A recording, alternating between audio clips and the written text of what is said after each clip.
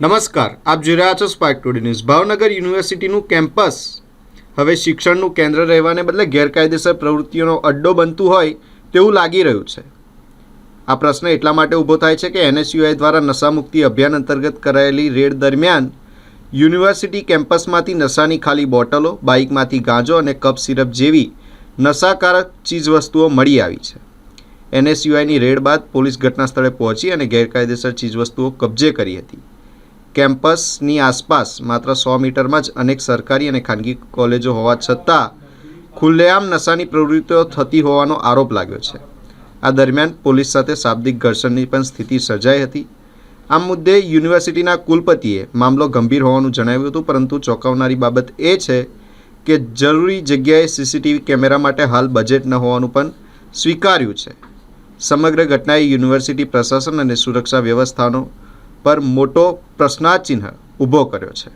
गुजरात में NSUI no संकल्प है कि नशा मुक्त केम्पस त्यारे एमना माध्यमथी आज भावनगर यूनिवर्सिटी में ज्यारे प्रोग्राम हतो ए प्रोग्राम पूरो करीने ज्यारे अमे निकળી રહ્યા હતા ત્યારે अमुक विद्यार्थीओ अमारी पासे आव्या के भाई अमारा केम्पस में पण आ नशानुं सेवन थई रह्युं छे। त्यारे NSUI ना આગેવાન દ્વારા જે જગ્યાએ નશાનું સેવન થઈ રહ્યું હતું ત્યાં રેડ કરવામાં આવી। એ રેડમાં गांजो, दारूनी खाली बोटलो, बियरना टीन, गोगो पेपर के जे युवानोने बर्बाद करी रह्या छे तमाम नशाना जे वस्तुओं छे ए खुलेआम पड़ी हती। त्यारे आ खूब चिंतानो विषय छे। सरकारने विनंती करीए के तात्कालिक धोरणे गुजरातमांथी नशाने भगावવું જોઈએ। जो नहीं भगावशुं तो आवनारा दिवसोमां आपणी जे नसल छे ए खत्म थई जशे અને ડ્રગ્સ માફિયાઓ વિરુદ્ધની જે લડાઈ છે NSUI આ લડાઈમાં જો સરકાર જો સાથ નહીં આપે, સરકાર આના ઉપર કોઈ પગલાં નહીં લે તો આવનારા દિવસોમાં NSUI આવી જ રીતે જનતા રેડ કરી અને વિદ્યાર્થીઓને બચાવવાનું કામ કરશે। આજે પછી અમે આવ્યા પછી પોલીસને જાણ કરવાની, પોલીસના મિત્રોએ આવ્યા છે, એમને અમે વિનંતી કરી છે કે આ જવાબદારી પોલીસની અને સરકારની હોય છે, તે જવાબદારી સારી રીતે નિભાવે એવી જ એક અપેક્ષા રાખીએ। તો યુનિવર્સિટીમાં આ પ્રકારની બાબતો જોવા મળી છે એ આપણા સૌ માટે ગંભીર બાબત છે અને આવું ન જ થવું જોઈએ। એનો કોઈ બચાવ પણ ન હોઈ શકે, પરંતુ આવડું મોટું 200 એકરનું કેમ્પસ હોય અને કોઈ જગ્યા પણ એવી હોય કે જ્યાં નિયમિત અમારી અવર જવર કે વ્યવસ્થાઓ ન રહેતી હોય અને 24 કલાકની અંદર આમ સિક્યોરિટી હોવા છતાં પણ દરેક જગ્યાએ સિક્યોરિટી કંઈ 24 કલાક ઊભી હોય એવું શક્ય પણ ન બને।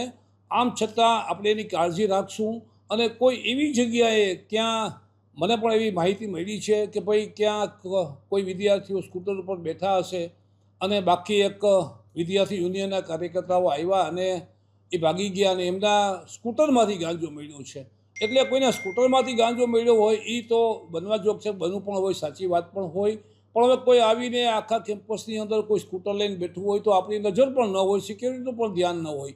આમ છતાં જેવી જ આ ખબર મળી એટલે અમે તાત્કાલિક એ આખો વિસ્તાર છે એ વિસ્તાર સાફ સફાઈ થાય અને સિક્યોરિટીને અને બાંધકામને કડક ધ્યાન રાખવાની સૂચના પણ તાત્કાલિક આપી દીધી છે।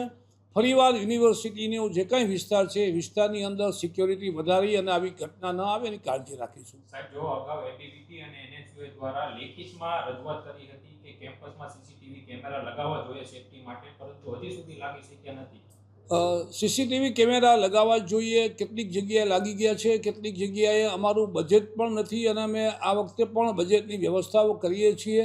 સરકારમાં નવી યોજનાઓમાં પણ અમારી CCTVની ડિમાન્ડ જ છે, કારણ કે થોડો મોટો આર્થિક ખર્ચ છે એટલા માટે, પરંતુ અમે તાત્કાલિક એની વ્યવસ્થા કરી અને બને એટલા CCTV કેમેરા લગાડીશું। શિક્ષણ જગતમાં પ્રમાણે જો દારૂની બોટલ, નશાકારક પ્રવૃત્તિઓ ઝડપાય તો એ શિક્ષણ જગત માટે કલંકરૂપ કહી શકાય, તો કેમ દેખરેખ નથી રખાતી? હવે જ્યારે આ ઘટના બની ત્યારે પોલીસ જાગી, યુનિવર્સિટી પોતાનો ખુલાસો કરી રહી છે, તો આવું કેમ થઈ રહ્યું છે?